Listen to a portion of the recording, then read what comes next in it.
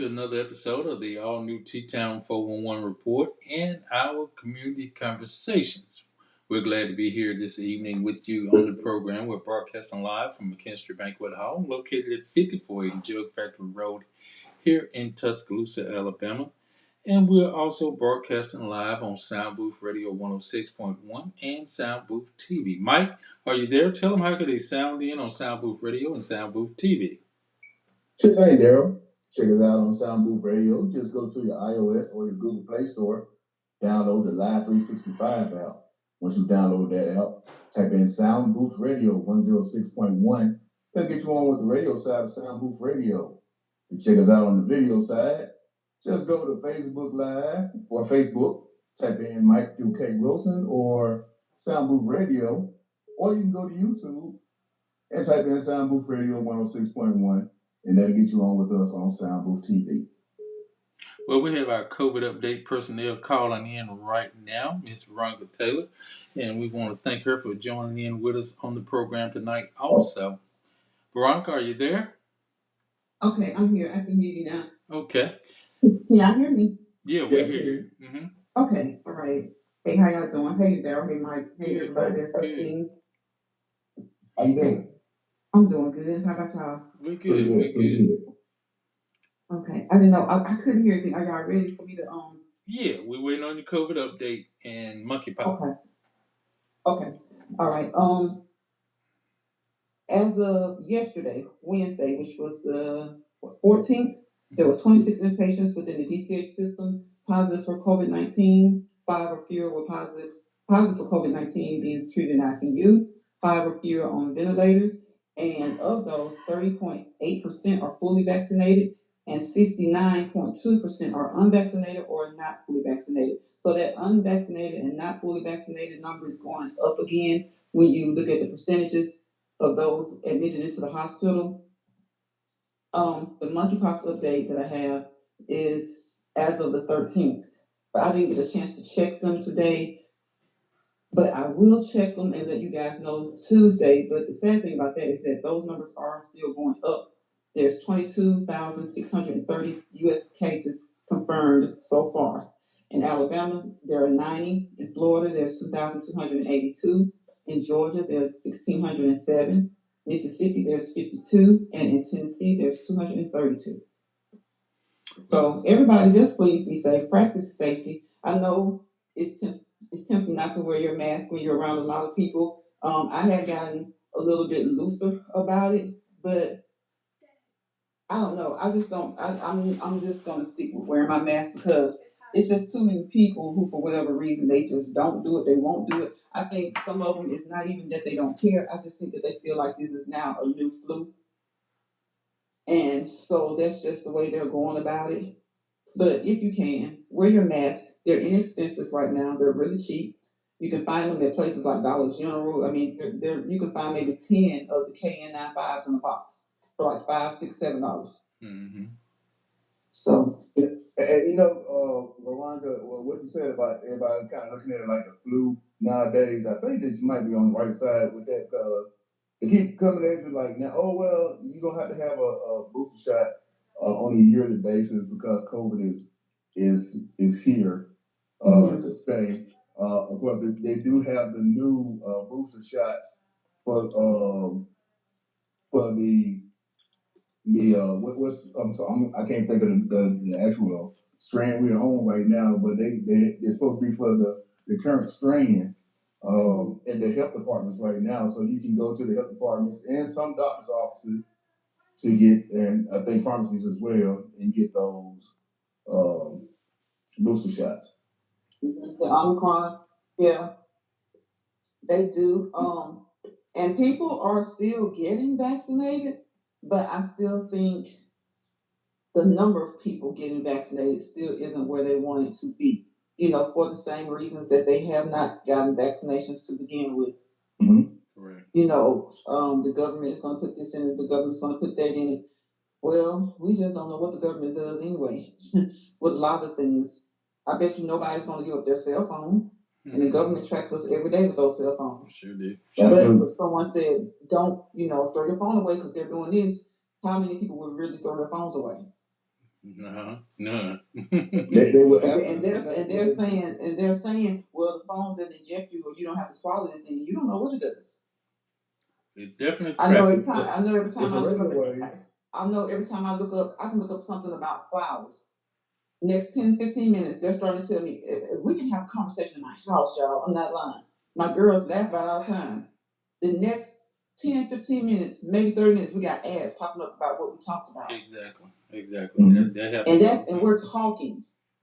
So the government can do whatever they want to do, whether you take it or not. Sometimes people just, it just behooves me with the conspiracy theory thinking people that they'll think of all these conspiracies, but they won't think of some of the conspiracies that are right there in their faces because it'll mean taking away some of their vices. Right. Right. Well, let me say a quick prayer, right quick. Everyone, if those that had an opportunity to chime in, I understand it's football season and games are on and basketball is on and baseball is on, but we're going to continue the program as usual.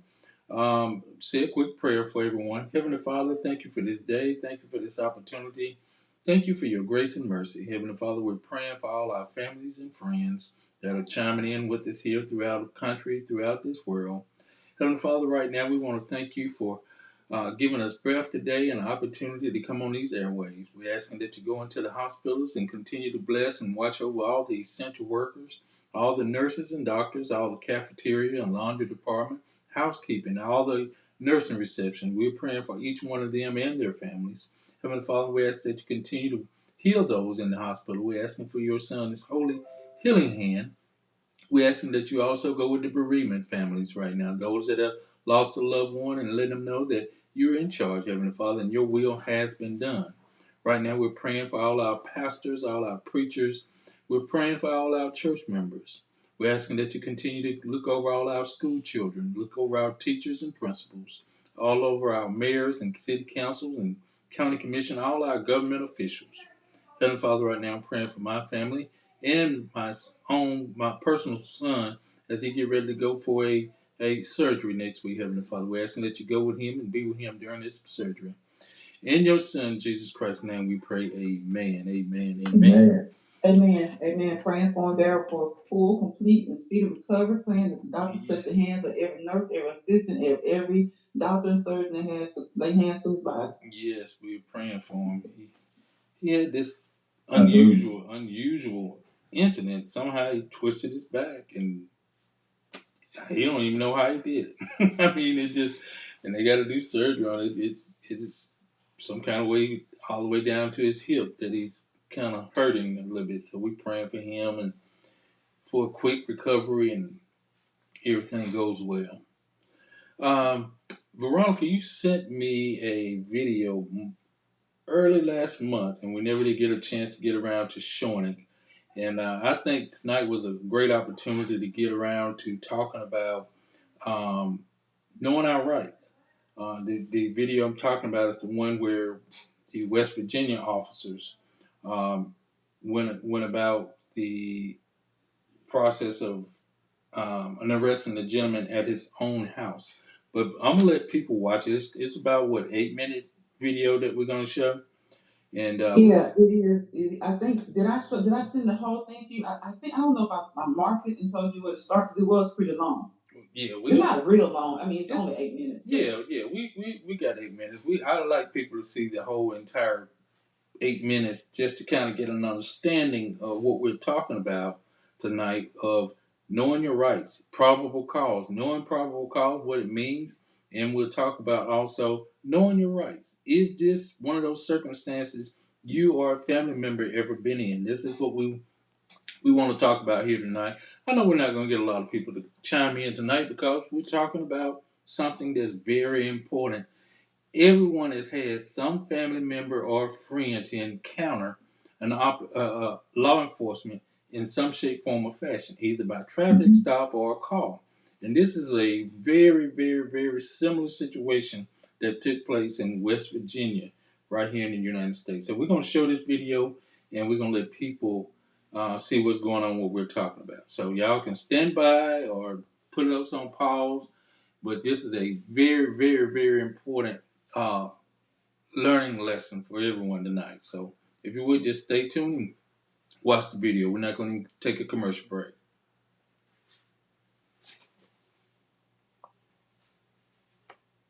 Listen, I can walk. Okay, without you putting your damn hands on me. You understand? I have not broken the law. In West Virginia, that man being racially profiled and arrested is a U.S. military veteran. I give you no reason to touch me.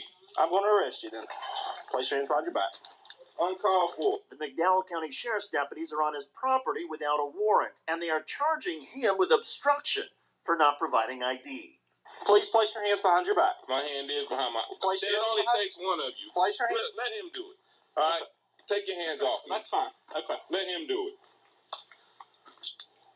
Police had received a complaint that 4 marijuana plants were growing alongside an abandoned church up the road.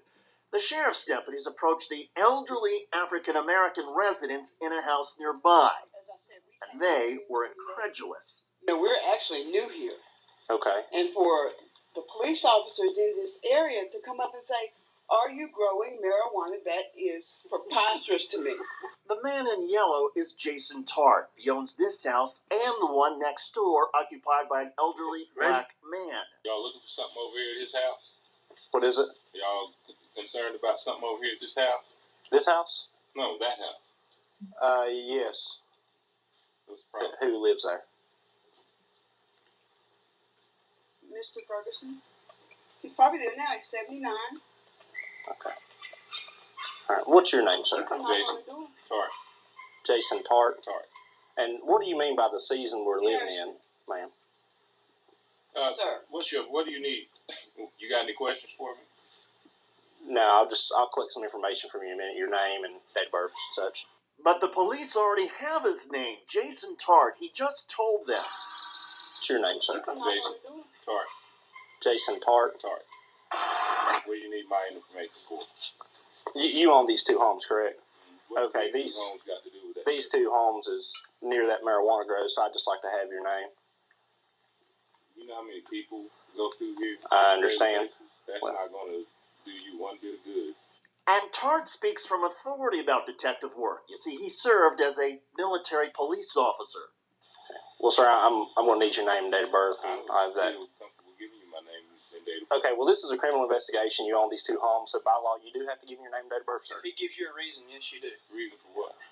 Because of the marijuana grow. It's not on my property. Okay, well, again, I have reason to believe that these 2 homes here that you own is related to that marijuana grow, so you have to give me your name and date of birth by law.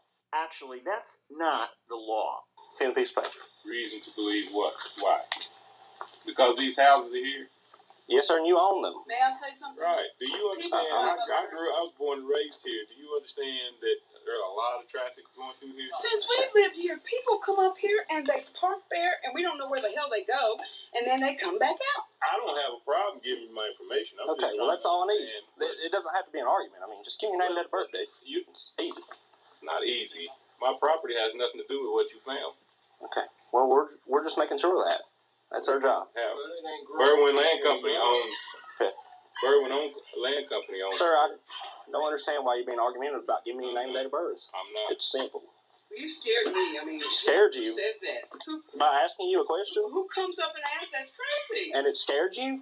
I'm trying to understand what it scared you by me asking you a question. Growing marijuana? And that's a question. What does these houses on my property got? Did you find it on my property? It's near your property. Yeah. Deputy Dalton Martin walks to his cruiser to get a pen and then returns. To say somebody scared you because they asked you a question is ridiculous. That's preposterous. I'm going to give me your name, sir. Wait. First name. It's ridiculous to you, sir. Yes, ma'am. But it's not ridiculous. Your first name. I'm not giving you my information. Sir, if you refuse to give me your information, I'm going to arrest you. That's why. My property has nothing to do with any marijuana whatsoever. Jason Tart, what is your date of birth? I'm going to arrest you if you don't give me your name and date of birth. You're going to arrest me if I don't give you my name and date of birth? It's obstructing an officer. How? Because you're hindering me from doing my job. You're hindering me from... How am I hindering you from doing your Sir. job if it's not on my property? Last chance to give me your name and date of birth, sir. How am I hindering you? Sir, last chance to give me your name and date of birth. How am I hindering you? Place your hands behind your back. Place your hands behind your back. Are you going to give me your name and date of birth? Take me to jail. You're right. I'm hindering you from doing your job. I'm about to cash this check for $50,000 for an accident I was involved in over 5 months ago. The same accident that the insurance company told me I get $5,000 for. Friends, family members, and everybody told me I barely get anything for it. That it wasn't worth my time because of the hoops that I have to jump through. I'm so glad I didn't listen. Because now I'm basically getting $45,000. Please, I'll see if I can find you my name first. No, I'm hindering you from doing your job. Really going out. Yeah, this is how you guys. This is bad. This is 112. This is how you operate. This is a wrap. I'm hindering you from doing your job. At this point, Lieutenant Donnie Hairston starts recording on his camera phone. Deputy Martin reacts with an unlawful order. Y'all need to go inside. You two need to go inside. In this Again, you two go inside. Go inside. I'm afraid. Go inside. Go inside. No, go inside as of right now. Tell me why. Go inside. What are you doing, Step off man? the porch. Step off the porch. I'll step off. Go inside. What are you doing? This is unnecessary for Sir, you to be go doing. inside. He's standing on his own porch. Go inside. Don't come in my house. Go inside. Step back. Go inside. Look, that's completely uncalled for. Come on. Look, Walk. man, don't. Walk. Listen. Sir, You don't have to listen, You're man. being recorded. Listen. Just walk. Listen. Walk. I can walk. Okay, Without well, you walk. putting your damn hands on me. Walk You to the understand? vehicle. I have not broken the law. Walk towards the At vehicle. all. Well, walk to the Don't vehicle, sir. put You're your being damn recorded. hands on me. I give Sir. you no reason to touch me. I'm going to arrest you then. Place your hands behind your back. Uncalled for. Place your hands behind your back. Put your hands behind Place your hands behind your back. Listen. Just relax, okay? Just relax. Place your hands behind your back. Please place your hands behind your back. My hand is behind my. Place It your hands only behind- takes one of you. Place your hands. Let him do it. All right. Take your hands off me. That's fine. Okay. Let him do it.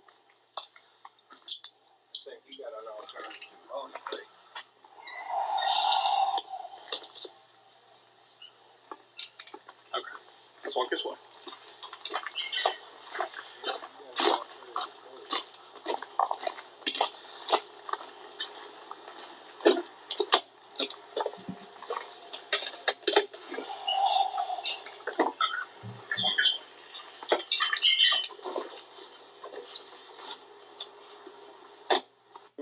The sheriff's deputies took Jason Tart to a local jail where he was processed and incarcerated.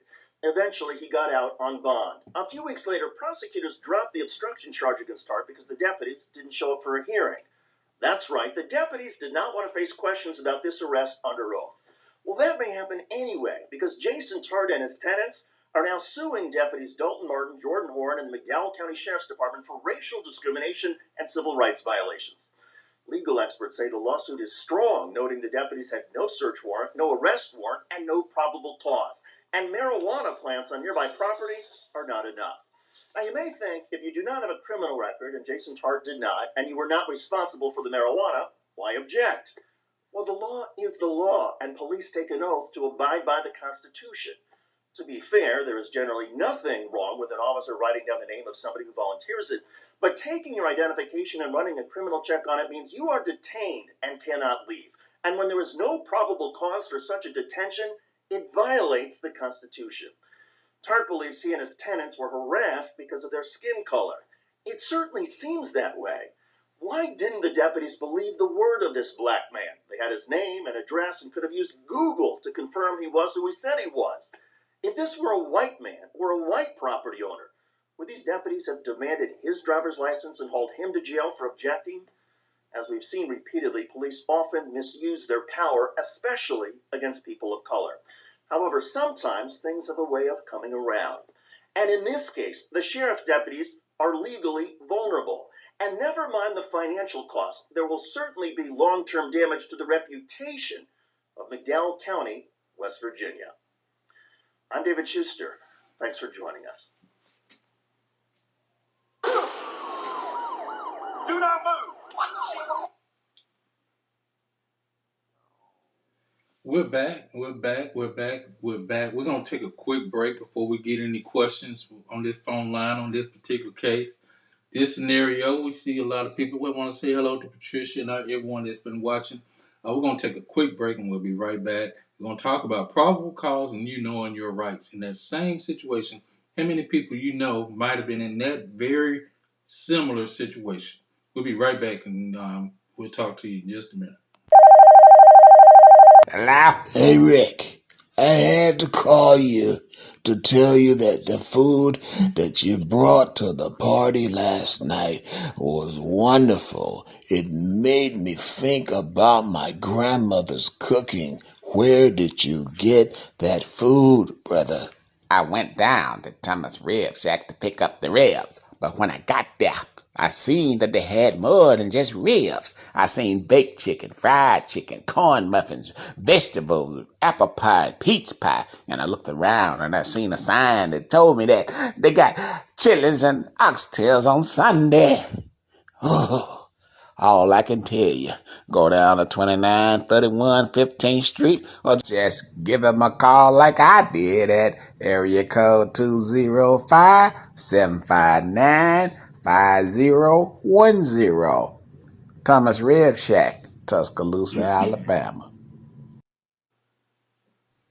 Get your event jumping with Caroline Shines and Impulse Band. Impulse Band has been together for over 7 years, and they haven't missed a beat yet.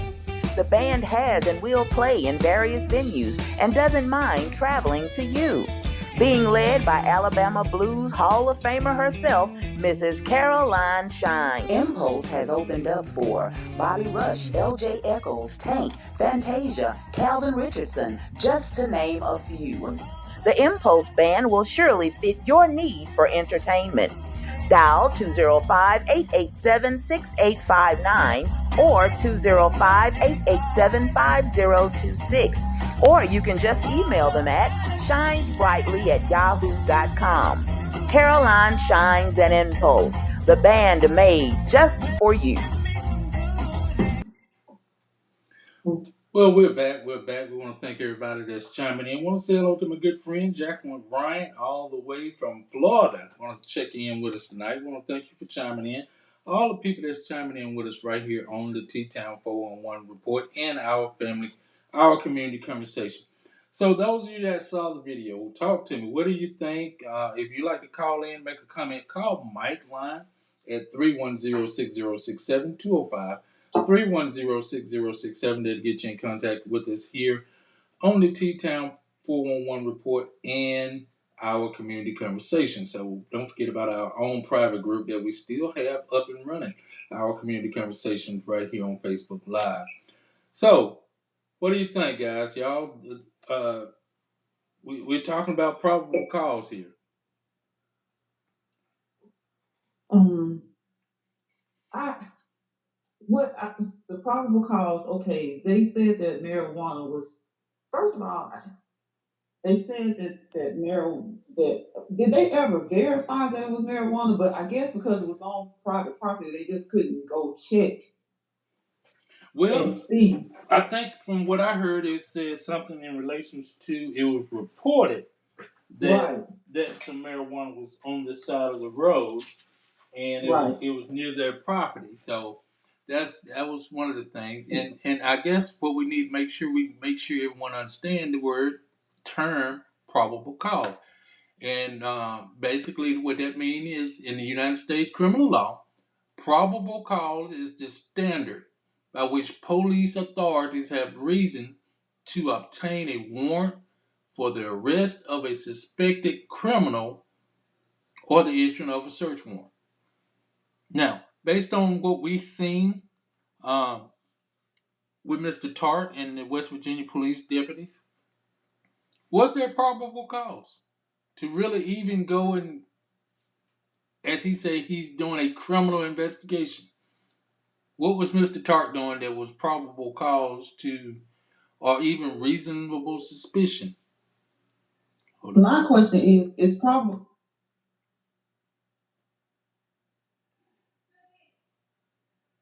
I mean, basically they were going on a somebody said, Right. and there have been plenty when people have told officers something, and the people get really upset because it's almost like they feel like the officer didn't believe them, or the officer will tell them, "Well, I just can't believe that because you said it."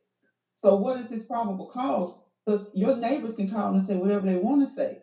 Are you going to work? Are you going to operate on probable cause every time you get a call?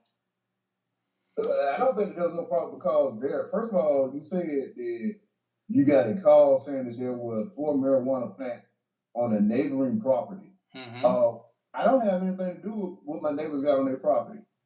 So why does that have anything to do with me? Why is that probable cause for you to come and search me, my place or my property because what my neighbors or what a neighboring property has on it? But what wasn't the thing that they said that it was on that property? Because he owned more than just their home, that property right around it. So Correct. was that part of the thing where it was supposed to be on one of his other properties, and that's why he was really questioning like what gives you that probable cause, and then that's when he goes into the somebody told them. So somebody telling you something, that's not, to me, that's not probable cause. I thought probable cause had to be more concrete than that.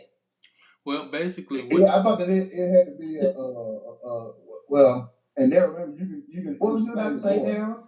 well, I was just thinking. Basically, they could have just summed it up and drove up and seen. Okay, this is a marijuana plant. We're gonna take it in custody.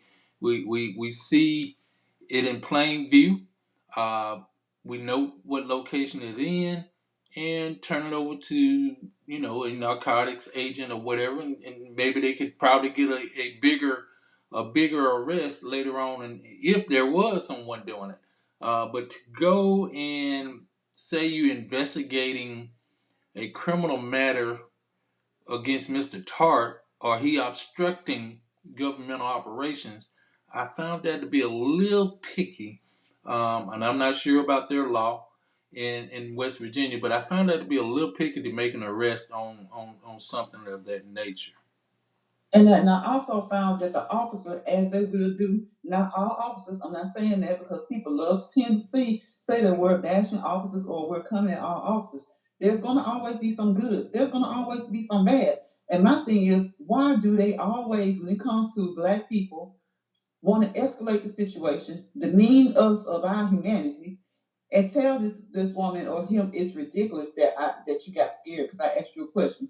Tell me when a person does not get nervous or even scared when officers are coming and their body language and their tone and with the words that they're saying seems like an arrest may be made and you feel like you don't need to be under arrest. So why would you say it's ridiculous? Why talk to people that way? See, they say that they don't want people to talk to them a certain way, but then these people are being polite. Actually, the man is asserting his authority in the correct way. He's not being violent. He's not being combative. He's having a conversation. They're just not liking his tone because his tone is as strong as theirs.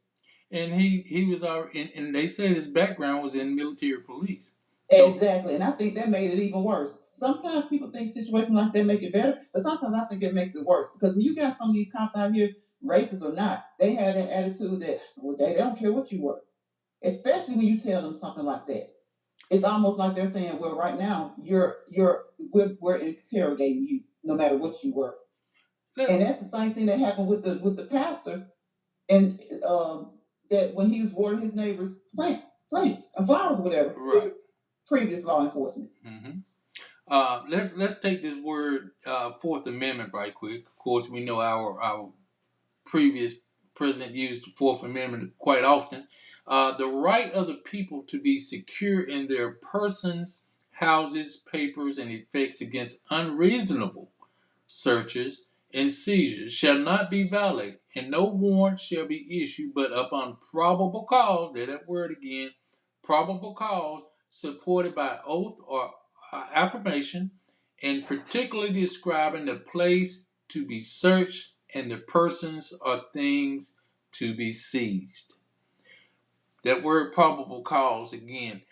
Here's a man on his porch. What about the gentleman that was actually videotaping? What was wrong with that? Was that a issue um, with him on his own porch videotaping the police arresting his family member? I don't know if it was brother, father, cousin, what. What about that? I mean, what? Why was it? That really upset me too because they basically ushered them into their homes. Why would they have reason to put hands on them? Because from outside, they literally ushered those people back into their house. I see one caller. It has everything to do with the uh, uh, the fact that you have some more video evidence that they can't doctor. Mm. the fact that he was recording the whole entire scenario, and we saw very clearly. I saw very clearly, and I can't see where nothing to say that he was non-combative. He answered the question immediately when they asked him what his name was. He told him, "All this right. You don't have to keep asking me the same questions. I don't have to present you with my ID for no reason at all. I mean, you can't just. You're not supposed to be able to. And once again, you can correct me if I'm wrong, Daryl. You're not supposed to be able to just walk up to me and ask me for my ID just because you see me. Correct. Is Correct. I'm wrong? Mike, let me direct everyone. Please call 310-6067. What happens is, for some reason, until I get another phone, my phone line will drop all the calls if I switch over. So if everyone would please call 310-6067, get in contact with Mr. To get into talk with us through Mike phone line until I can figure out what's going on with my phone line. So please, 310-6067, that'll get you in contact with us. I'm not ignoring your call. It's just please, please, please call 310. I'm getting I know I'm gonna drop everybody if I switch over. Please call 310-6067. Once again, 310-6067.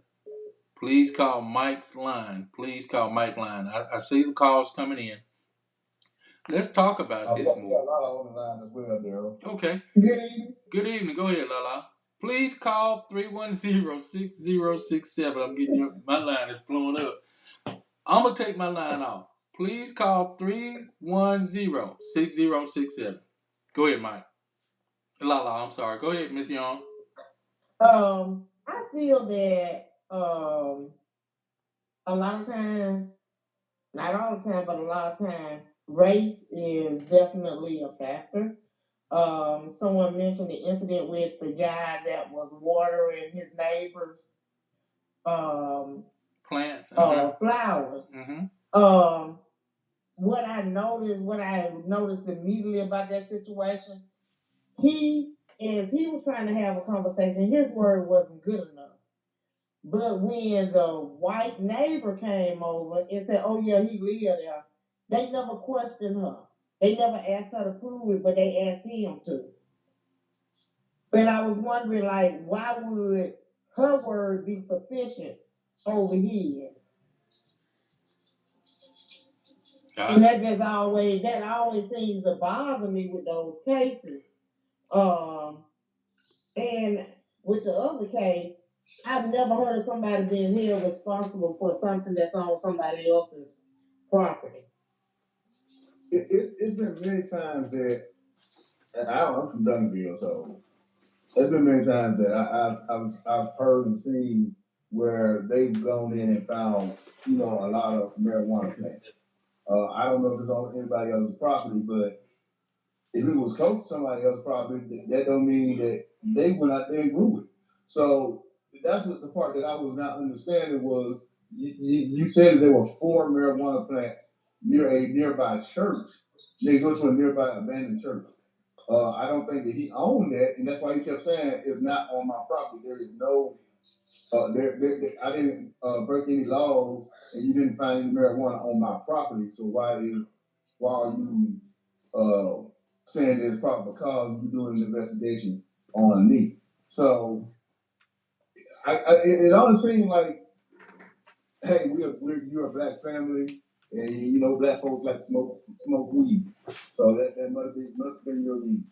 I never understood why him. Why pick him? Because there were women on the porch. There was somebody else recording. Why did it have to be him? Was that because that was the first person you encountered, and so that was the person that gave you a little resistance? So this is the person you want to try to harass, basically, to harass. Well, it definitely turned into an ego thing with the officer. And, I don't care what your job is, from being a judge to being a janitor, to being an architect, to being a lawn boy. Anything you do can be done with a level of professionalism. Yeah, there was little to no respect shown from that officer, especially when you came up on that porch and ushered folks in to their home, telling them they had to get off their own porch. Now that, to me, that was against the law. Why would you? You don't have to go in your house. Exactly. I mean, it's by right. Okay, so another thing that I have an issue with is when people start talking to the police. You have a right to not even speak. They were on their property. If you come to me and ask me about something going on next door, you can choose to get involved, but you can also have a choice to not get involved. You know, you the police, go investigate. Nobody's obligated to help you with the investigation. When they're arresting people, don't they say you have the right to remain silent? Anything you say will be used against you in a court of law. So had he not spoken a word, what would have been the purpose of his arrest? Because then he would have fell back on the probable cause. And then he tells the man that he's interfering with his investigation by not telling him his name. Why is he a part of the investigation anyway? Why is there an investigation? And if there is probable cause, why are you basically there harassing people who you don't know? You don't have I just don't see probable cause. But that's why I want Derek to go ahead and explain that definition again as a law enforcement officer, exactly what it is. Like he said, people need to know. Not even in that particular situation like that, but people need to know what probable cause is when sometimes these officers are stopping people and asking them for their IDs and all this kind of stuff. And I'm not. I think Daryl's probably working on his phone for a second. But I have a question about because he already told them his name. He told them his name the first time they asked. And they escalate the situation by asking again. They want IDs and addresses so that they can run a criminal investigation. Well, you know, it only would have taken a phone call to find out who that property belonged to. Well, you know, if you think about it, y'all, it was simply as it was probably an anonymous call saying that it looked like marijuana growing on the side of the road near such and such address. To make an arrest of obstructing governmental operations, I just don't see where that was worthy of even making an arrest. I mean, people could. What if the people would have went in the house and didn't say anything? But not come to the door. But Derek, can you tell us what probable cause means? Because just like when a young man is walking down the street, they'll say, "Well, a crime happened, and you fit the description of the suspect." Mm-hmm. So what? How? Not even with that situation with him at their houses. What is probable cause? At what point does that young man have to give his ID? Because an officer, they're all human. They're telling, but they can lie. But they're saying if you fit the description and a crime just took place up the block, so we have probable cause to stop you and ask you for your ID. Well, how does that work? Let's look at the scenario of, okay, a house just got broken into. Neighbor calls, say, seeing two black males, wearing khaki pants, one wearing black pants, black shirt, black male. That's all she saw. The victim relays and say, "I'm missing a black purse or a black, let's say, a backpack which contains a weapon." Well, the police sees a block over, black male with khaki pants on, carrying a backpack. A crime has happened within a reasonable amount of time, which I'm going to say within the last 30 minutes. Here's a black male with a black backpack, with khaki pants and a black shirt, walking in the area. We'll say within a block of the same crime that took place. Would I say that's justification for the officers to pull it over and talk to that young man? Yes. That would be probable cause to investigate him to see who he is, what he was doing, where he was coming from. I mean, back in the day, we used to do what you call just a little tally sheet of who was the person in the area, what was he wearing, things of that nature. So in that case, that was probable cause to stop him under those circumstances. Now, let's say an hour later, this same call, an hour later, black male, backpack, khaki pants, walking? Would you say he actually was in the area at the time the crime happened? You can't say, but would you do a field contact card? I guess you can. Yeah. Now, do the guy have to cooperate? In that time limit, I would say he don't, but we would ask that you do, especially if you're not doing anything wrong. So in that scenario, an hour later compared to 30 minutes later, I find it to be kind of wishy-washy or tricky. But just in case, let's say an hour later, same backpack, stop the gentleman, you check him out, he gives you permission to look in the backpack and say, yeah, I found it on the ground. Okay. Now, would you want to say, okay, he's the suspect, but do you take him back to the scene for a photo ID? You can't say anyone actually can identify him, but he has the merchandise that was taken from that burglary, and he has on khaki pants. Do y'all feel that's still probable cause to take him in for questioning? Yeah. If he has if he has back He had stolen material, in I his think that he possession. would be. Yes. Yeah, if he has the material, yes, and you can figure it out there. But as far as the probable cause, out to me, then that's probable cause. Even if he is does end up telling the truth and saying that he picked it up, because then I'm thinking about we all been taught, don't put your stuff that don't belong to you. Then what's it when you receive stolen property? They don't care if you knew it or not. That's true. That's true. That was going to be my next point. So at this point, even if he was telling the truth and say he was just getting off work, he works at McDonald's, khaki pants on a black shirt is what they wear to work. He was walking home. An hour later, he seen the backpack on the ground. He picked it up. Police stopped him. He told the truth. They verified he was telling the truth, that he had just got off work. Now, what you just said was absolutely true. It would be common sense to me, you, and probably a couple more people on this program to say, look, it's not worthy to arrest this young man because he just picked up a backpack containing stolen goods, right? Right. To us, that sounds common sense. But legally, as a law, there is a law against finding possession of Being lost in property. possession of stolen goods. Yes. Receiving stolen property. Even though no one gave it to him, he found it. So it was lost property that he didn't turn over. Was he going to turn it over? Probably not if it was some valuables in there. But I wouldn't want to arrest a innocent, hardworking young man that just came from McDonald's working, making $9 or $8.25 an hour, and make a criminal case and give him a criminal background over a simple mistake as that. Because then doesn't it come to the officer's discretion? Didn't it come down to the officer's discretion at that point? Like, does he really want, like you said, you don't want to give him this record? I mean, it's not like the police station is next door. If he's walking in the neighborhood, does that not come to the? There again, this is Daryl McKinstry, and I'm saying common sense wise.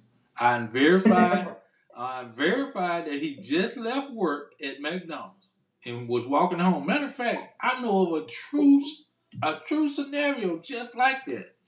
Young man, meet the description, but his clothing is what their uniform is at wage work. The boss verified for him that he just left work. He left out. He said, "Look, I found the backpack as I was walking home," and it's true. I'm saying Darren McKinstry wouldn't arrest him. I mean, I would question him to make sure he wasn't the actual suspect, but to place a charge on him for receiving stolen property, I wouldn't have done that. I think right. That's why I feel like it's an officer's discretion, and that's why I agree with the pastor when that incident happened with the pastor. He said he didn't really have to give. I don't have to give you my name. What do you want to do? It's up. Some things are left up to officers, and sometimes officers make poor decisions. But a lot of times, like he said, you see me, you run me. There's nothing there. Now, at this point, what you want to do is put me in the system. You want to give me an arrest. Whether I'm found innocent or not, you're going to now put me in the system and place me on the arrest and put me in the system. So a lot of times, what if the person is clean? Think about the pastor saying, so what do you want to do now? Put me in the system? Mike, someone Hey, we have Devil Mind on the phone with us as well. I finna say, Mike, I'm seeing people saying they calling your line. They say it's out also, but go ahead, Deborah. How you doing? Hey, y'all, how y'all doing? Great. Hey, Deborah. Hey, hello. Hey, listen, I agree with everything you're saying. Probable cause and reasonable suspicion is just one of those slave laws. It goes back, way back to the tracking of slave bounty hunters, slave runners, and that sort of thing. So that's all it is. But let me give you a little bit of case law. And I know Lisa is on here, so she can help us out. Okay, it says the Supreme Court has attempted to clarify the meaning of the terms on several occasions while recognizing that probable cause is a concept that is imprecise, fluid, and very dependent on content. The case law is Illinois versus Gates. The Supreme Court favored a flexible approach, viewing probable cause as a practical, non-technical standards that calls upon the factual and practical consideration of everyday life on which reasonable and truthless men. So my thing here, what they're saying is that, and when it comes to reasonable suspicion, everybody, reasonable to one person is not reasonable to another person. It's subjective. It's subjective, exactly. Thank you. So the thing about it is that those two cops knew this man was black, thought he was lying because it's near his home, but it wasn't on his property. So that goes to my feeling is that it is a racial thing. You're gonna suspect someone having this. You put this over here because you were living close to the property. I'm glad Lisa is on here because one week she brought up about the students in her classroom while they was driving. A bunch of black boys in a car, police pulled them over. Reasonable suspicion. My thing is, why is it that black boys cannot ride in one car together before a policeman or somebody gets crazy and say, "Hey, we know they're doing something. They're black. It's four of them in there. We're gonna stop them because we know they're doing something." That is not right. You can't walk black. You can't drive black. You can't huddle black. Because all of this stuff is they're gonna put it on probable cause or reasonable suspicion. I just don't think it's right, and I think even if the Supreme Court couldn't clarify what probable cause is, I mean, what are we doing? It's just that we're living black and we're subjected to being searched, being put in jail, thrown in prison because a bunch of nuts think that you're doing it. So, as Daryl know, a lot of African Americans are in jail behind some crazy crap. So I just don't understand it, and I think only thing we can do is obey the law and make them pay out of their pocketbooks. That's the only thing I can say about it. This is Lisa, because it's so subjective, it's going to be on a case by case basis and up to the opinion of the officer. Now, when Dale was saying he was giving different elements that were present at the time. So, given that it is within close proximity of the crime, the suspect, they received a call, the caller gave a description of what the suspect was wearing, that individual that they see walking is wearing something similar. And then the victim says that there was a backpack missing. This person is also carrying a backpack. To me, that's reasonable suspicion. Right. Especially if it's within a certain time block. But now when you move further on down, let's say it's 2 hours later, police officers are still in the vicinity. You see a young man walking. You know, he has it on his uniform, and the officer can exercise due diligence sometimes without even, like he can do it without implying that you're guilty. It's all in the approach, right? Because no one wants to live in a lawless society. And because of that, there's this such thing called the social contract, right? Where each one of us, even though we have our civil liberties, you have to relinquish some in order for the police to be able to do their job. Now, me personally, I tell everybody, don't talk to the police. If they talking to you, they are conducting an investigation, whether they see it or not. They tell you when they're about to place you under arrest that you have a right to remain silent. But by that point, they already got pretty much all the evidence that they needed to make the arrest. Yeah, a good officer would.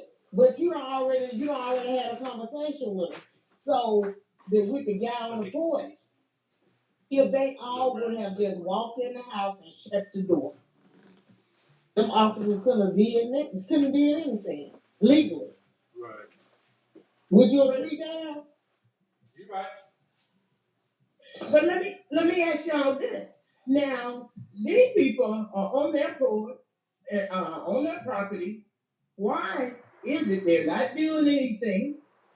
Just like the George Floyd case. When I looked at it, of course, the police don't want you to surround them, don't want you to come up on them. That's fair. But these people are standing on their porch, on their property, not doing not one thing. Where in the world does it come in where the police has that much authority to tell you what to do on your own property if you're not doing anything illegal? I don't quite understand that. They don't, but once you start engaging them, hey, they could have stood there and said absolutely nothing. And the officers probably would have persisted in engaging them, trying to get them to talk. But had they stood there and said absolutely nothing, eventually those officers probably would have walked off. But I think they had in their mind, hey, these people we is right there. I think they did when they approached them. I think they did. Exactly. But the thing about it, they just didn't have any right to do that. I mean, even though if they thought it, a thought, it's not giving you a reason to harass anybody or anything like that. I mean, unless you got probable cause or reasonable doubt.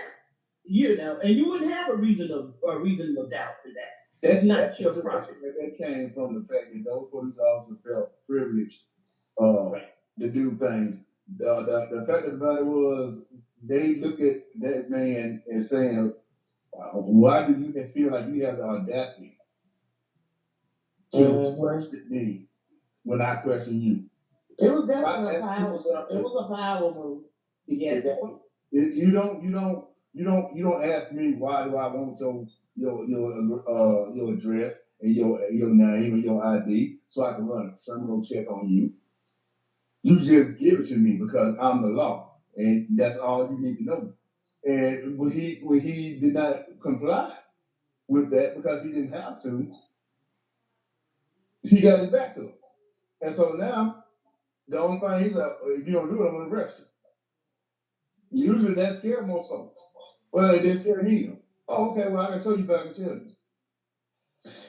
Hey, amongst their faith, they love to strip black people of their humanity and of their dignity. That's what they do. That's what they do. And as soon as you say something and it's not even, all it is standing up for yourself, then obviously they can't be questioned.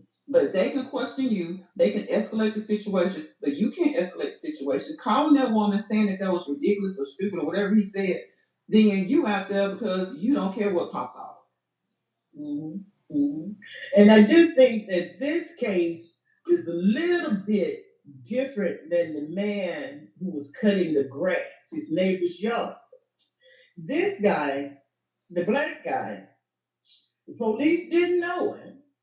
And it's a possibility, and a lot of crooks out there, the police don't know whether you're a crook, whether you're lying. There's a lot of liars out there when it comes to criminality. But the thing about it is the police did not know if he was telling the truth. So he asked the man for ID. The black man refused to give him ID. Hold on, Miss Minor. Are you talking about the one who was watering the plants? Yep, yep. That Okay, he told, if you watch that video, they say they act like they get upset when you don't give them the name. He told them he told what his him name was. when he first got there. When he first got there, he told them his name. Okay. He told them.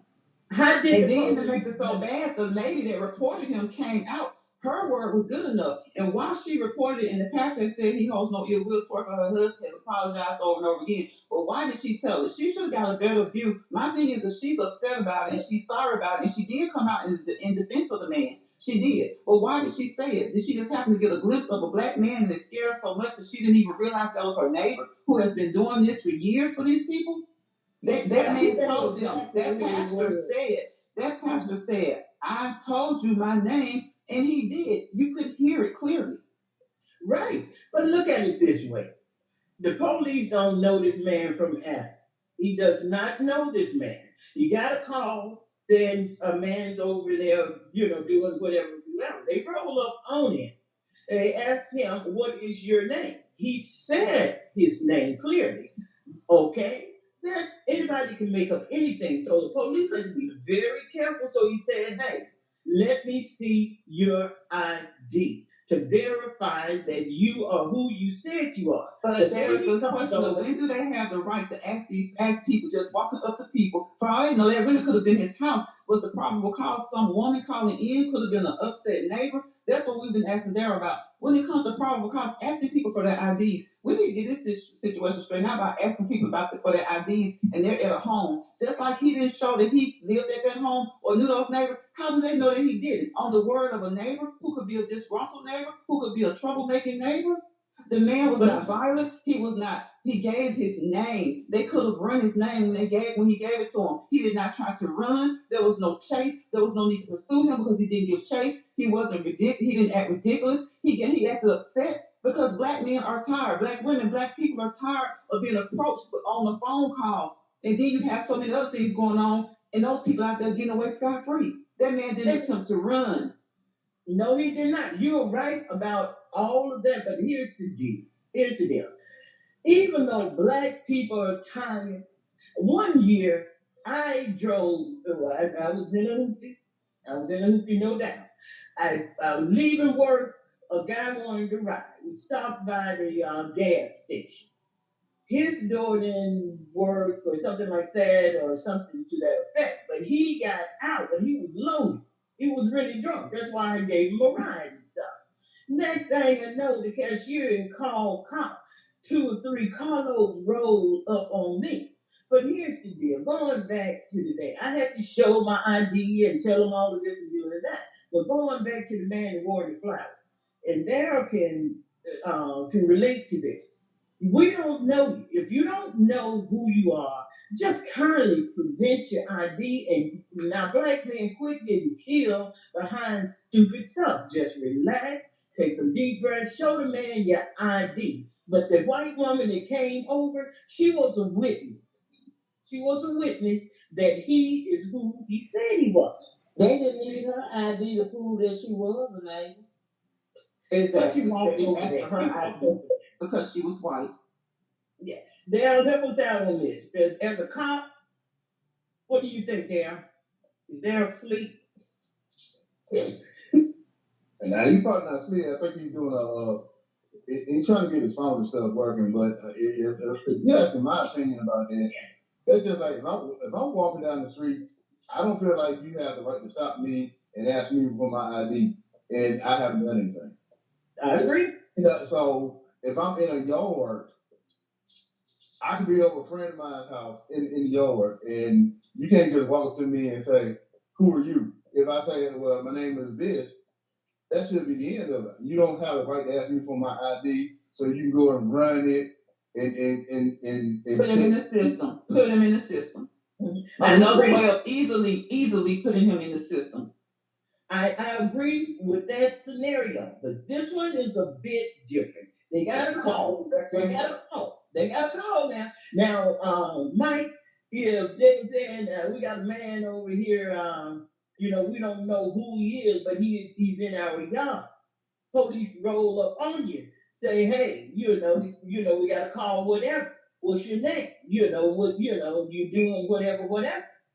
You show your ID, So, I just think, I know we're sitting on edge because a policeman stopped me sometime last year because I got and one of my brothers said, Debbie, you got a souped up ride, but I like souped up ride.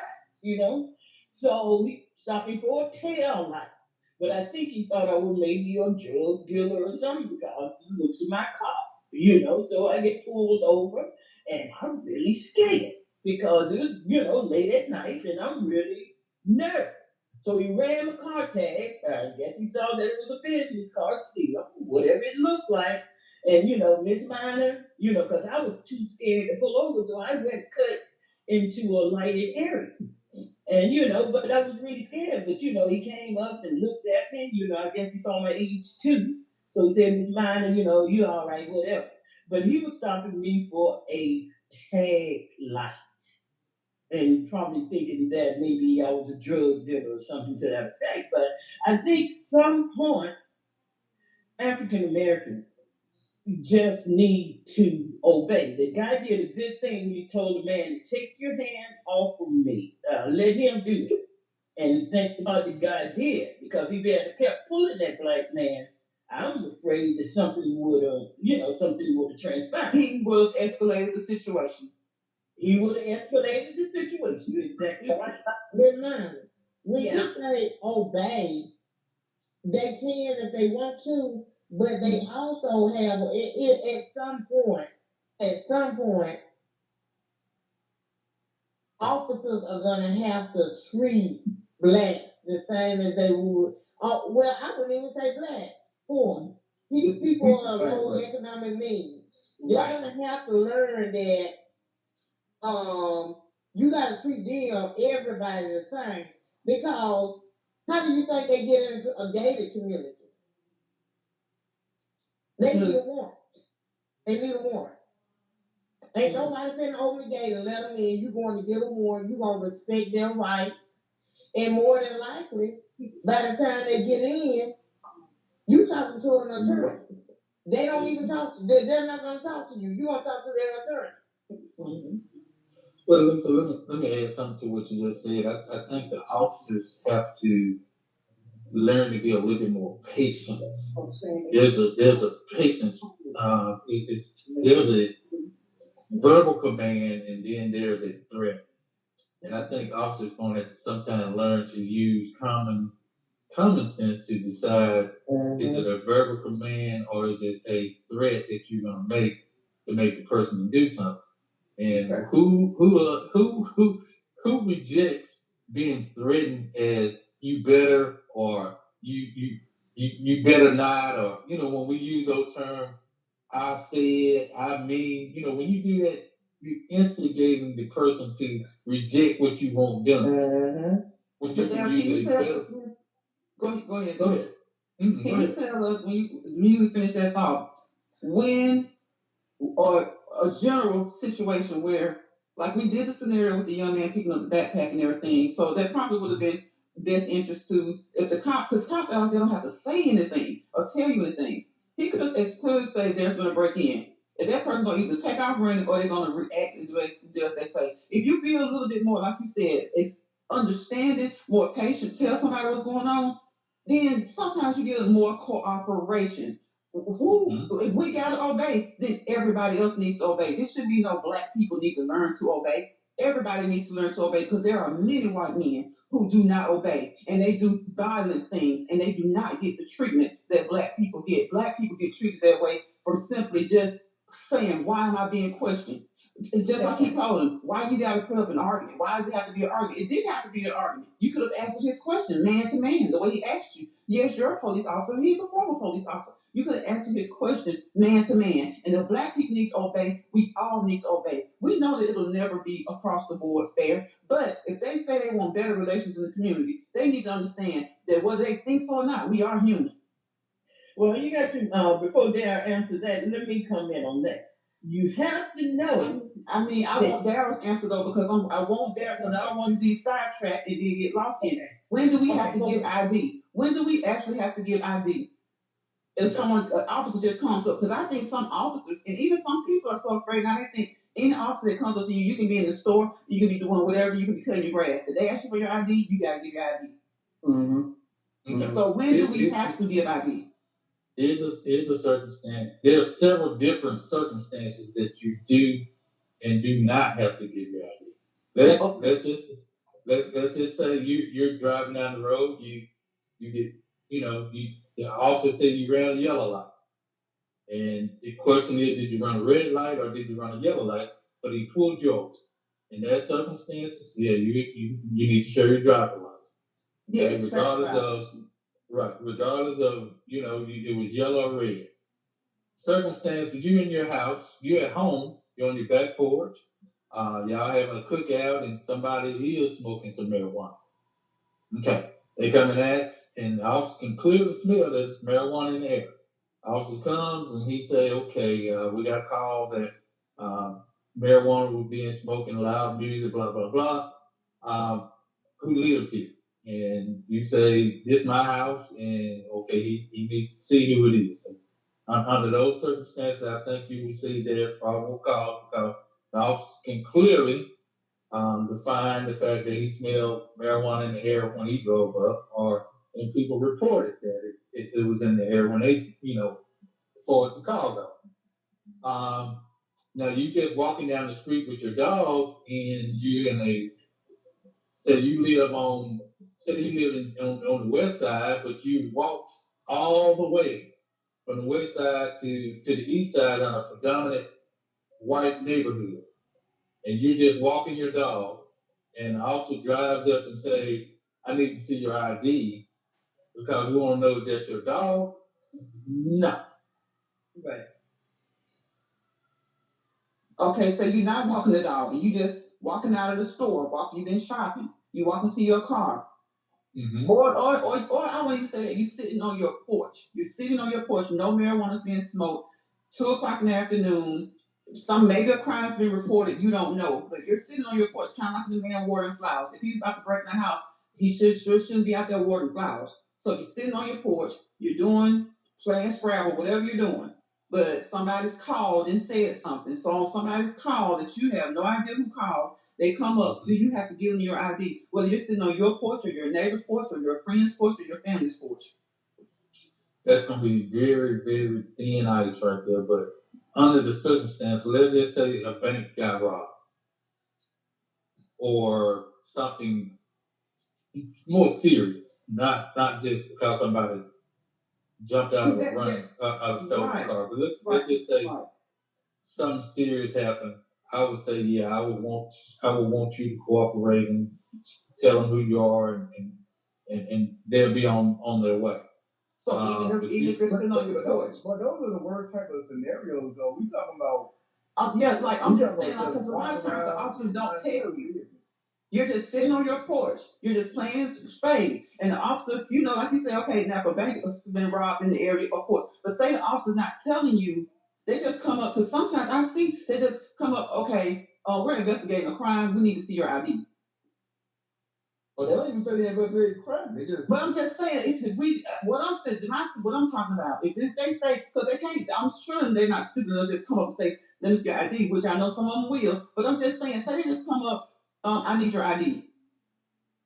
And they don't tell you anything. And then when you start saying, well, why do you need my ID? Sir, I'm officer of the law. I need your ID.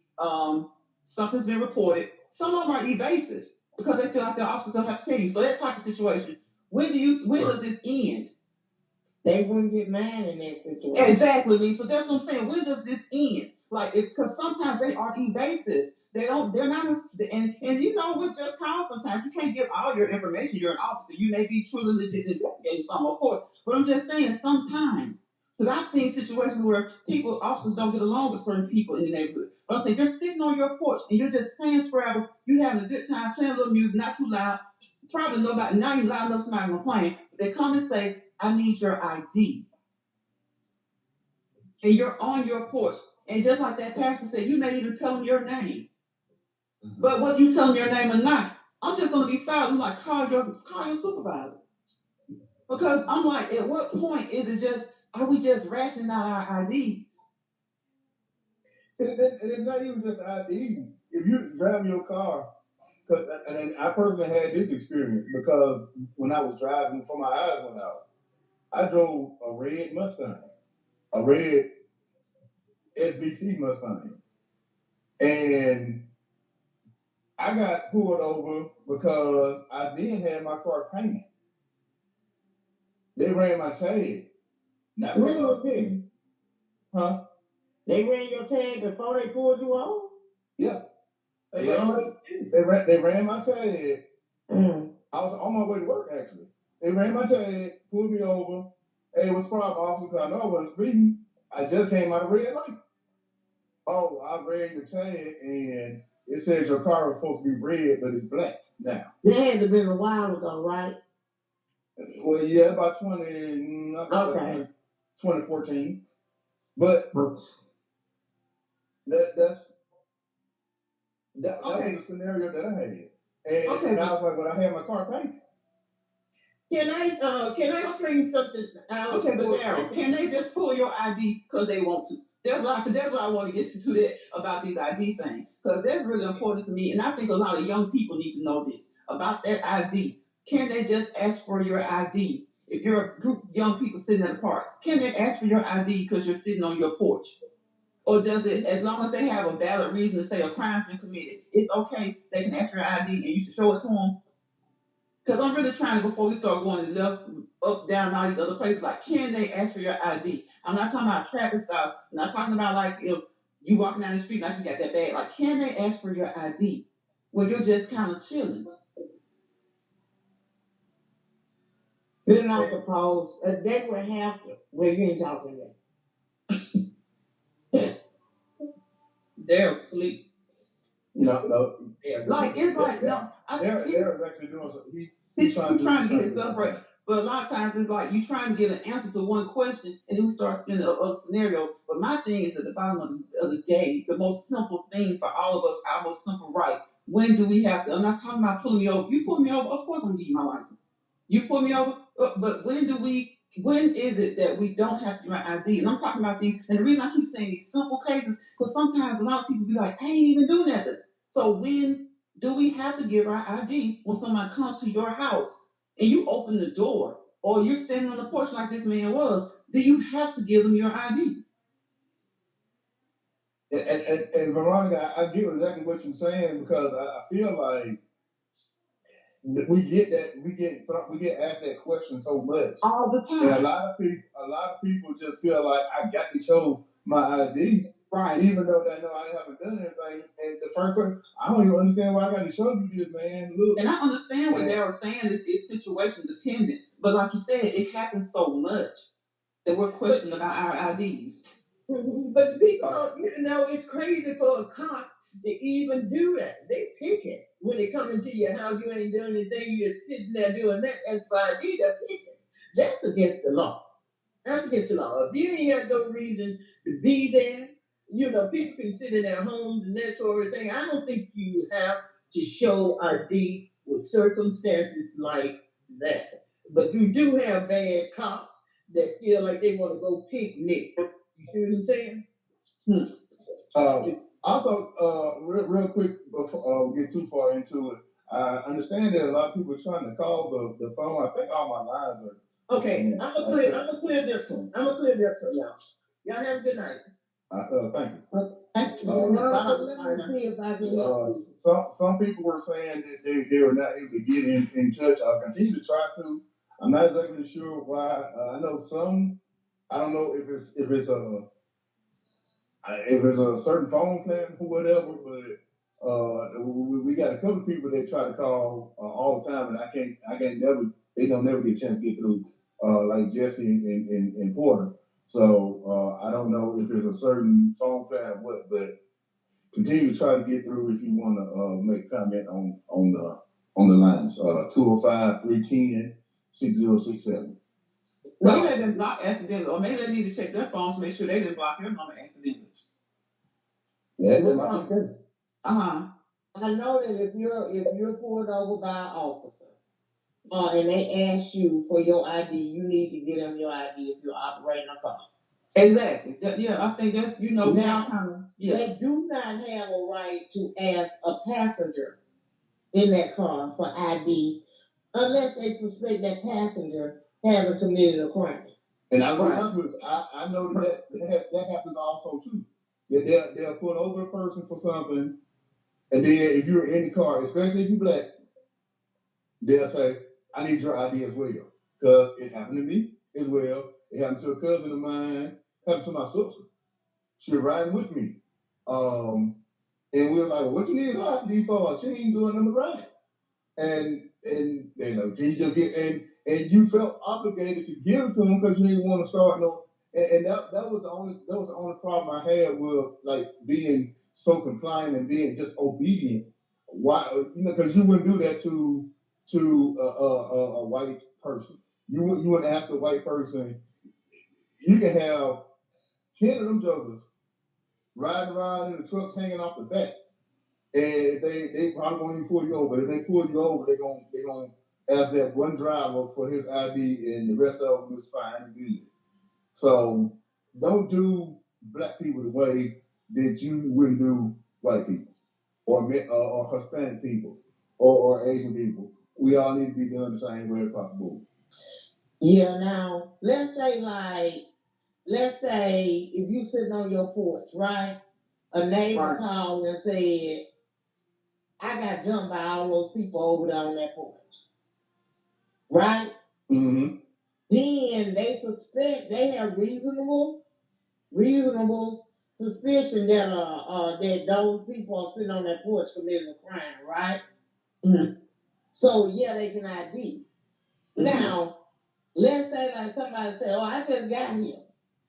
That's going to be the part where the officer is going to have to use their discretion, right? Mm-hmm.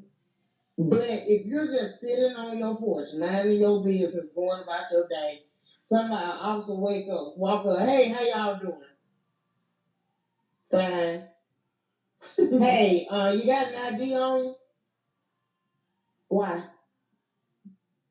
"Well, I just wanted to ID you." "No, you don't have to comply with that." So see, that's what I'm talking about. Because see, a lot of times, like when you said, at least you had a scenario, you said the first thing they said, "Hey, about the ID," and he said, "Why?" You know where it's going to jump from is when you say why. You say why. Right, and then it's gonna turn into, well, now they need it because this, that, and the third, and that's why I keep trying to stay zone specific. Somebody just chilling in their yard, sitting on their porch, and hey, what's going on? You live here? Yeah, whatever. And then, like you said, ask me ID. Well, that person gonna be like, I'm at my house, I'm at home, this is my domain. Why? Then that's when they're gonna escalate it. And so I'm like, so why would you need to give your ID when you're there? He hadn't told you he suspects you of anything. He hadn't even said somebody reported something. It's just getting to the point where now people truly believe they have to submit their IDs to anybody who's wearing law enforcement uniform. Now, all situations. An officer walk up and say hi, and I'm sitting on the porch, I'm probably not gonna even say anything. I'm probably just gonna look at him like, or I say something like, "You need to get off my property." Mm-hmm. If they have a right to be there at that point, they're going to articulate it. Because honestly, in the climate that we in, when they walk up and ask you for your ID, you feel as if you're being accused of a crime, and you know Right. that it can go left at any point. Right. And when people say, I think the danger in saying just comply, I think the danger in that is, what about the next time? Right. Or what Right. about the next person? Mm-hmm. Absolutely. You know, That's when why I was not agreeing with the fact that you say, "Oh, baby, just go ahead and do it," because we all know that you do it to them once, you're gonna do it to them again and again and again and again. The fact that the police don't know who you are from nobody else. Honestly, I don't know. The only police officer I might know of is Stephen Long and Sibo. So I don't know none of the other police officers on the force right now. So they probably don't know me. So that gives them the right to go ahead and ask me for my ID because they don't know who I am. No. But And see, the reason what they're gonna do is as they're as you getting your ID, now they're trying to engage you in conversation. Right? Mm-hmm. Hey, where you coming from? That's when you just really need to be quiet. Another thing, when you sign a code of student conduct for your child at school, you have to read everything. And sometimes I used to put notes on my kids in my kids' file where they have to exhaust every means to contact me and I'll actually list a person, list a series of people before you act. Before you, like the school, can act on behalf in the best interest of my child. Because what do they do with a child if something go down? The first thing they do is bring that child in the office and they tell them to write out what happened. Write out what happened. That child write it out, give it to the principal or whoever it is. Then they call in the resource officer, who's a police officer, and they hand them their statement. My kids could never make statements to the police. What the only statement they made is you need to call my mama or dad. That's the only statement they made. And see, another reason I'm so into the ID thing, because believe it or not, even when you're being a good Samaritan, I know was in a situation, car was broken down. Young man I know worked with came to help me and my daughter move the car out of the streets. The first thing this little young, look like a rookie, might not have been, sometimes they look a little younger than they are. Instead of him helping, that's part of their job, right? To help when they can. Instead of him helping, the first question he asked the young man, this man stopped, came because we called some help. Can I see your ID? What you need his ID for? He's helping us move this car out of the road so these cars won't be backed up. That's why I'm saying, when do they have the right? This man was no crime committed. The car stalled. He wants to see his ID. They asked us for our ID. Asked the black man for his ID. Not to say they wouldn't have asked us, but this particular officer asked the black man for his ID. Well, and he just helped him get the car on the road. There seems to be a different standard when it comes to police officers. They're taking it at their word. You're never taking at your word, but when they find that an officer has lied, right? They put them through retraining. If you lie to an officer, they put you in jail. You get a charge. So that's the reason why I tell people all the time, they told you everything you say can and will be used against you. So why were you talking? But see, my thing is with this, Lisa, he went ahead and gave the ID. So that's why are we put under the scope of go ahead and give him the ID? It's like 10 o'clock, 10:30 at night. No, 11:30. Nobody's done anything. He wasn't called because we were doing anything. He happened to see us about to move the car. And instead of being a man and saying, well, don't y'all ladies help him, I'm going to help him, which he did barely touch it and help him. But first, he shines the light in the backseat of the broken down car, 90-some Central. And then proceeds to say, not what happened, what's going on, you stalled. Can I see your ID? What if he had said, why do I need to show you my ID when I'm just helping them move the car? I'm helping someone, and you questioning me about my ID? Well, for someone to say that it's not, well, they're just doing their job, not all the time. A lot of times They're not just doing his job. they flex the muscles, and what they're doing is violating your civil rights. Right. I'm driving down the road one day with a hoodie on, one night in the winter. In that same car, actually, one night. I know, and it's a sad shame that we know. I'm on Skyline, Casting State Troopers office. I see an officer on the other side going back headed towards Walmart. I'm leaving Walmart. I knew, but I was cold. I didn't give the car time to warm up. I was hooded up and sitting close to the wheel. I knew he was on. I got down to the light near that intersection where the Hyundai plant is now to make a left onto Hargrove. Bet you knew my sweet patootie. He was behind me coming along, and I'm like, I knew it. Why do we have to know that? And then people say these crazy things like, just do this, just do that. Why is our intuition to the fact that it's so keen that it tells us that this year I stopped, should have went ahead and went into the apartment complex because I knew some people there and it was more light. But I stopped at I think it was a church, something was a parking lot right there at that intersection before they kind of tore stuff down. I stopped, and he comes walking up to the car. By the time he gets just at the back of the door, not completely on the door, I turn around and look back. Oh, ma'am, you're good, you're good. And then I'm like, at this point, like, oh, you don't need it, didn't ID me, nothing. So he was one that was really at some men, I guess. He didn't ID me or anything. I had the hoodie on, didn't pull the hoodie off, still punched up cold. He said, "Oh, you're good. Well, you had your hoodie on. You were sitting kind of close." I said, "I had my hoodie on because they're legal. We can wear these, and I'm sitting up close because it's cold. You sure you don't need my ID? You good? You good, man?" Now imagine had you been a young black man. A young black man. He probably would have went to jail that night. A young black man. That pissed me off. So I'm like, I'm hooded up. Yeah, I got a hoodie. And yeah, we teach our young ones, and about the hoodie situation. But it was at night. It could have been a young black male that was cold, getting out from work. Car didn't get a chance to warm up. I like to say he probably wouldn't have went to jail, but they would have intimidated him so much. Oh, he probably would have went to jail. He probably went to jail. We don't know when you side stripes up there. I sat up that man. When I sat up and looked in that man's face, and he saw my hair fall from the side and saw that for sure I was a lady, he stopped his walk, tapped on the car. You good? I thought you were pulled up. So okay, I pulled up to finish your sentence. What did you think? That I was a dope boy running in a little Nissan Sentra, 90 disguise. But when you seen that hood, the hood spoke to you louder than the car because it wasn't it wasn't hooped up. The hood spoke loud. The hoodie spoke louder than the car.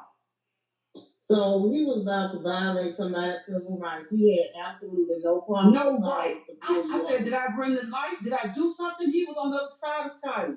And I saw him approaching way before the light had changed. Had I run the light, he probably wouldn't have been able to tell.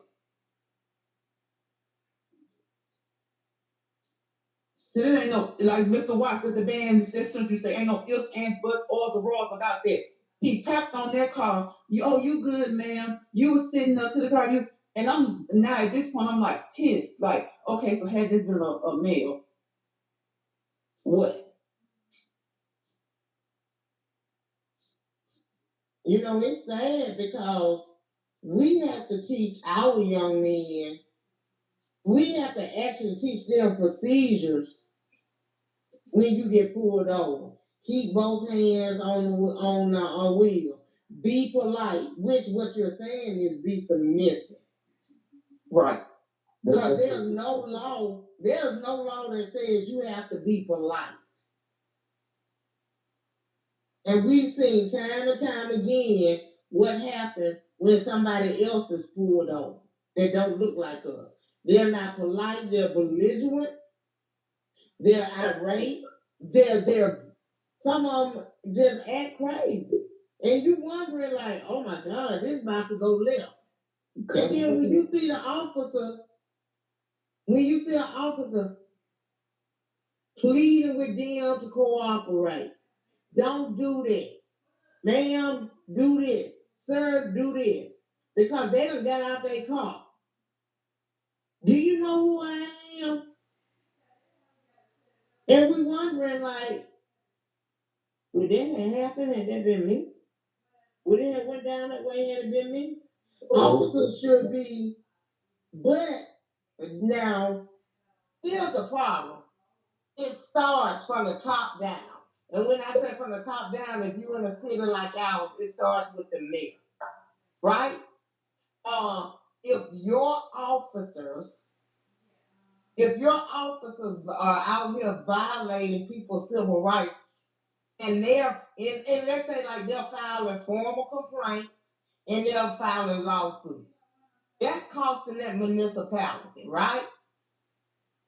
That's why when people say in qualified immunity, that means you're not gonna. I don't have to just sue the municipality. I'm gonna sue you too. I'm gonna sue you too as an individual. I mean, what? Why would they stop if they know there's nothing that's going to be done to them? If they know the mayor is not going to do anything, if they know their direct supervisor is not going to do anything, if they know IAD is not going to do anything, you know, the whole concept of we're going to investigate ourselves is a joke. A police officer, when you write a true story. I had an officer. My son wallet was stolen. There were thousands of dollars swiped out of his account. I spoke with the then chief of police. I said, I'm going to go up here to this store. He said, they're not going to allow you to see the video footage, but go on. So I go up there with my big bag. So they said, no, you're going to have to go file a warrant. It's going to have to be assigned to an officer, to a detective. Then they'll get the footage, right? Mm-hmm. We go up to the police department. The lady behind the desk looks at the items that my son said was stolen. I mean, that was swiped out of his card. And then looks at the balance because he has a printout, right? Mm-hmm. First, where do you work? What kind of car do you drive?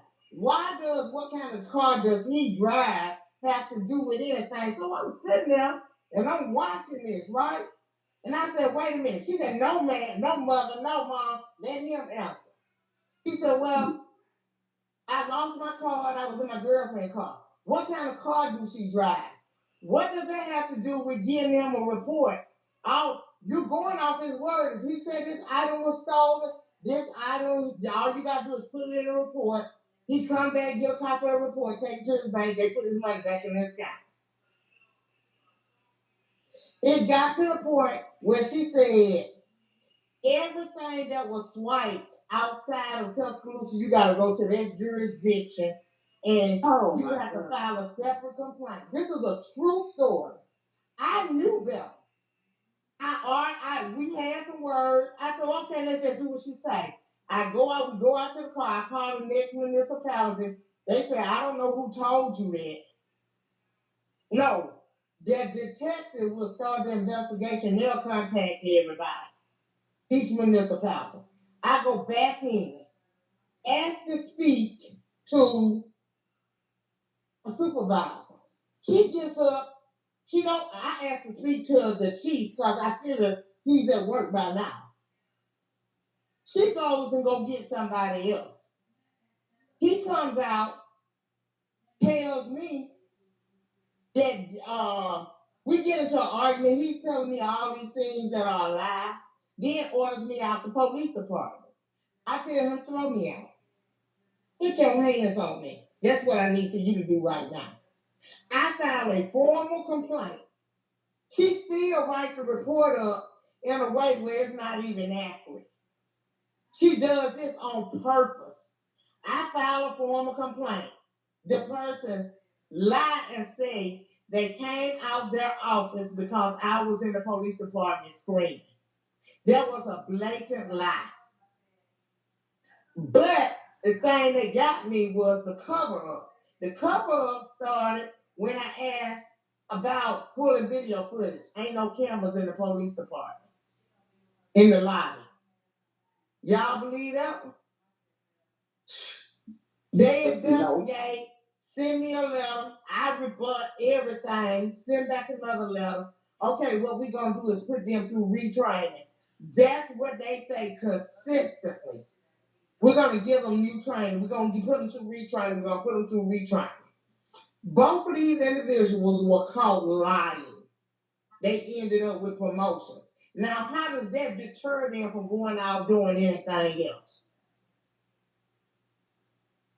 It doesn't. One of the individuals is now the chief of police.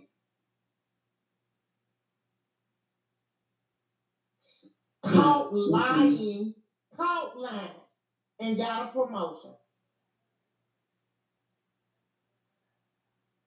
Daryl, you back with us?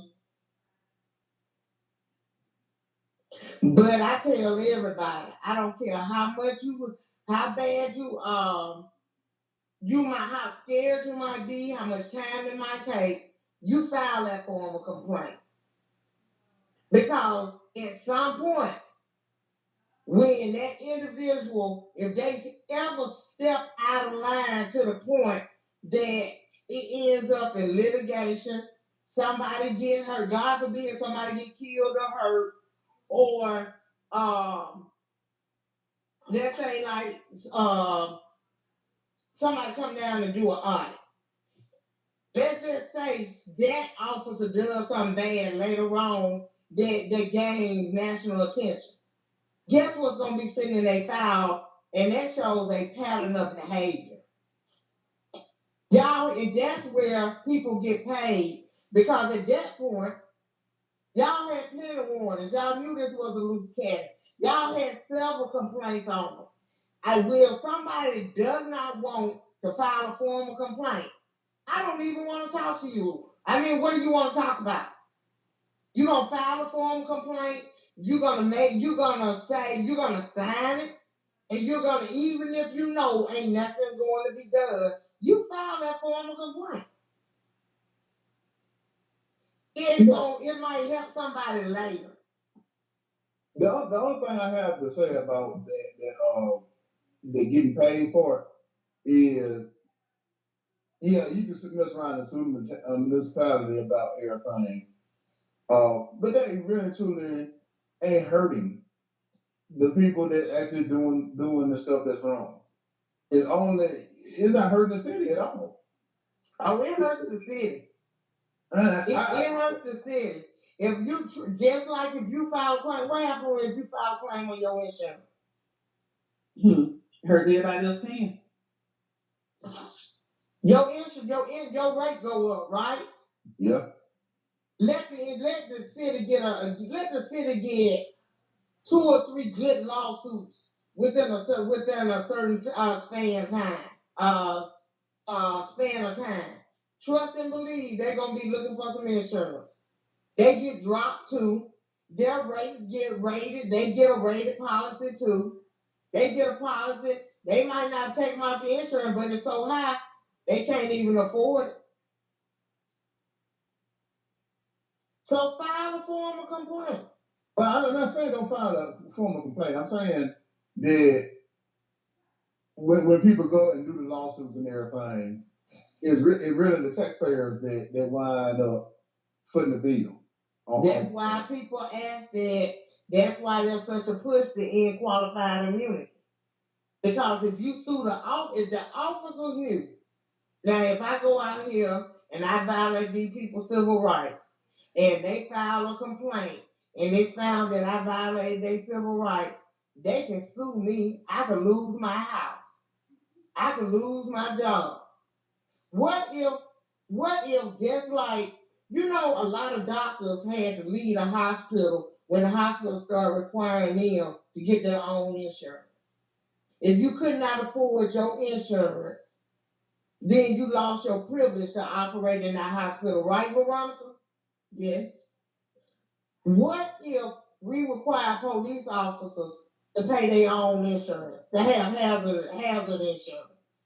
And that hazard insurance, you had to have that hazard insurance in order to be a police officer. Do you think they'll be out here taking them chances then? Absolutely not. I mean, it's simple. It's so simple. There was a young lady in city council late this week. She wanted to do something to increase accountability amongst the officers.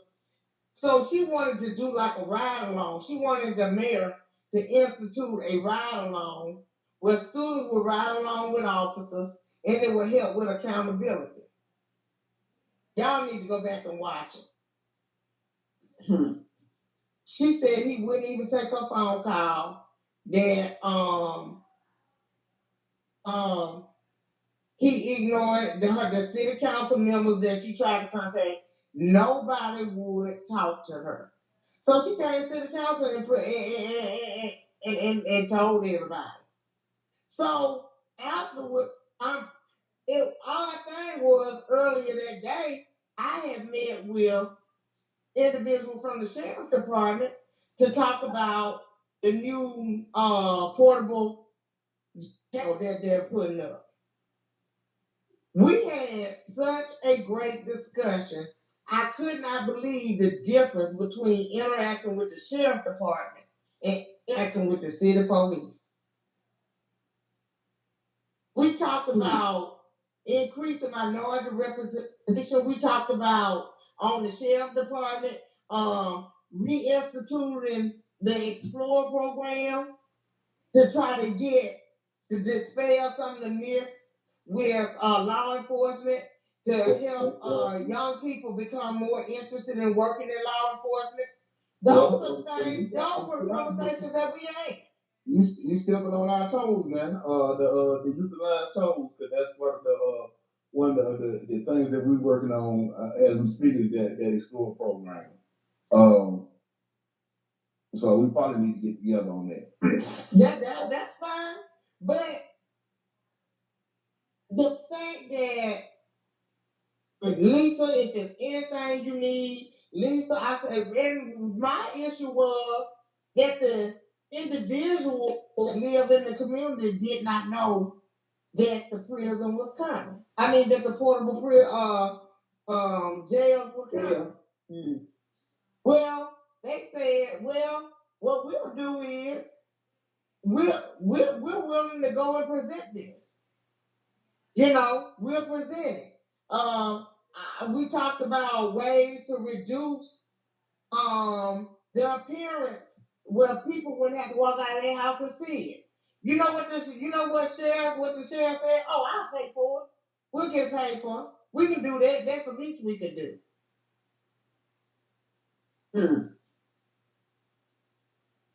It is like night and day, and it shouldn't be that way. Every conversation with any law enforcement agency should go just like that. Well, once again, I said this on Tuesday that the county and the city should be working together for the betterment of the whole entire county of Tuscaloosa County. So we're not getting that. For some reason, Tuscaloosa feel like they separated from everything, and they're gonna do things the way they want to do it.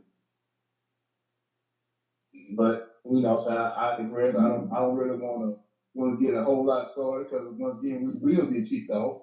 We go talking about stuff like that again. But you know, the discussion tonight was we talking about probable cause, about and really what Darryl wanted everybody to know was that there are situations where you should be compliant, and there are certain situations where you're not. We should really know our rights when it comes down to it.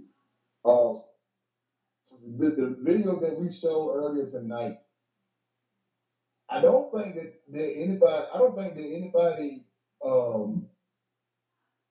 not law enforcement, did anything wrong there. I think that they basically stood their ground on their own property. They should have a right to ask questions. You have a right to ask a question from your accuser. The police officer was accusing him of growing marijuana plants. But again, we got to learn. We have to learn when we need to be interacting with the police. If the police approach you in that setting, they are conducting an investigation. From the moment they start talking, you need to be thinking, I need to protect my rights. You need to not engage in them. I think that's the reason why it's so irritating to a lot of us is because we have to think that way, but other races, and I ain't gonna say other races. How about what other race does not have to? You know, if they're coming up and they're asking us a bunch of questions, like in truth, I'm gonna approach this big guy, and okay, hey, you talking too much to face, I gotta bring you down a page. So, and that was just my opinion. I could be completely wrong. Dude probably didn't feel that way, but it appeared to me that, oh, okay, so you think that you gonna talk to me any kind of way? Once again, the word audacity. You think you have the audacity to talk to me like that? Don't you see this badge? Don't you see this uniform on? Don't you see this gun on my hip? I'll put you in jail. That's the biggest thing. I'm going to put you in the system anyway, even though you haven't done anything. I'm going to run your name through our system. That is, and how many people actually get done that way? Period. From police officers, and I ain't just talking about here in Tuscaloosa, I'm talking all over. How many black people feel the obligation to show a ID if the police pull them over, just because they pull them over? Well, why do you think that they approach certain demographics in a certain manner and not others? And this is a topic that if we get into it, we'll be here all night. But when you start talking about, it was just like the water crisis we were talking about in Jackson. When you start getting into a impoverished area, they already got a certain type of mindset against people that's in that area anyway. So they really truly don't care. They ain't worth our time. The same thing with law enforcement. All of them are robbers and drug dealers and prostitutes and killers. You know, the one thing that they know, if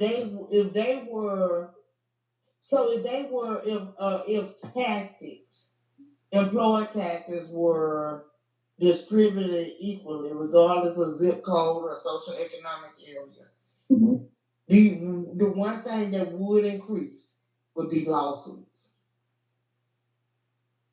They know that one demographic can't afford to, or not, you're not going to take the time to do it, but they know the other one will.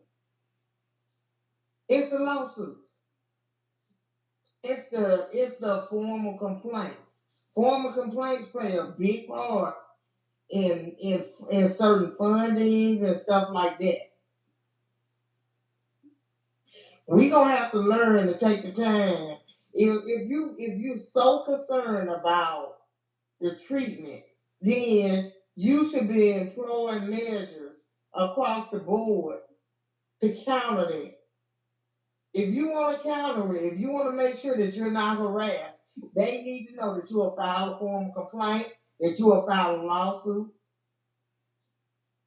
I mean, one thing that I don't get how somebody will spend $40,000-$50,000 on the car, but won't get a lawyer, won't pay a lawyer. I don't get it. There's nothing more important to me than my freedom. I'm not talking about of course, my family, but my freedom. The thought that you could, based on your assumption of me, can take my freedom. You can put me in jail, and once they put you in jail, we all know how that system works.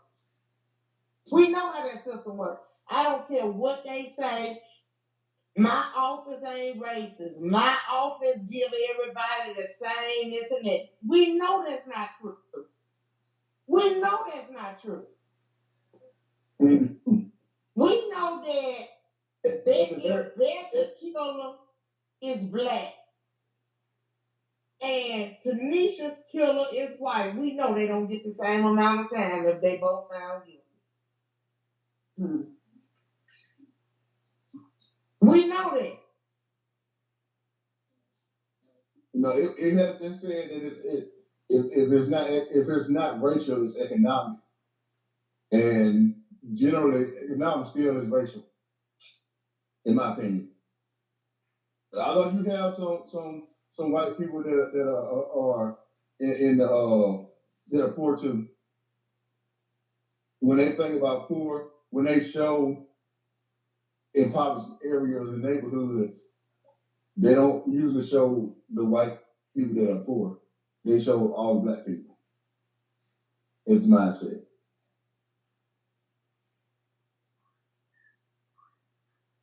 But now white people get harassed. Poor white people get harassed. Uh, if if if we just start employing some of the same tactics that they do, if you're arrested and you're treated unjustly, it should spread through our community the way the release of some New Jordans do. And everybody should show up like they do on the release day. There's a line. But we don't do that for one another. And that's the difference. If we did that, I promise you it would end immediately. It would end immediately. If you filed a formal complaint, trust and believe you'll start seeing a difference. There's a lot that we can do to help ourselves that we don't do. We so cliquish. And we don't talk about that. And then you got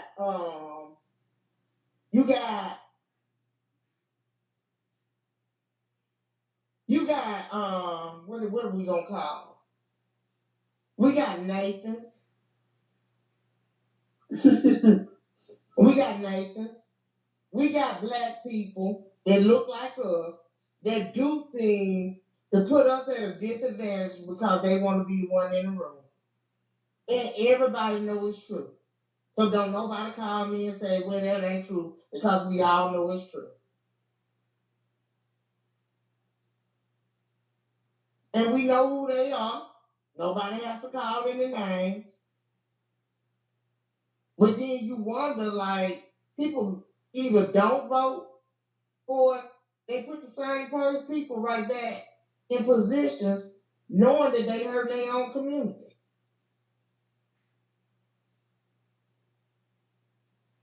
Child. People said, did they say anything to you? No, they are not going to say anything to me. I just happen to be that one Negro that don't care about going to jail.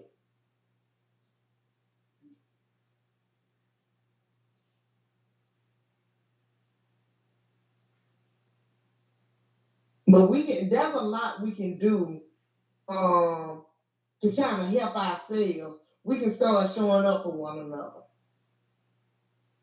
We can start backing one another. I think the major problem with that is that so many people for so long have been taught to mind their own business. And that ain't got nothing to do with you. You don't get involved in that. I ain't met a person yet that mind their own business. I haven't met a person yet that truly minds their own business. They know everybody know everybody else's business.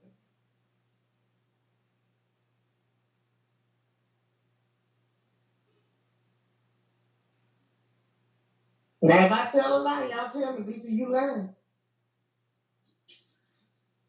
Well, nobody saying it. Nobody saying it. On the big stuff, I guess that's what it is. I don't know. But we ain't got time, or I don't like her, or so and so said we ain't supporting him. It's that stuff. It's that stuff. And the one thing that I tell you that I see, I'm 53 years old. White people will come together and support each other even if they don't like each other. That is quite true. That is quite true. You can know they don't like each other. Do one of them wrong and see what happens. And I ain't mad at them. I'm not mad at them, not one little bit. You cannot get mad at people because they stick together. If they say y'all just mad because y'all don't do it, they'll be telling the truth. Mm-hmm.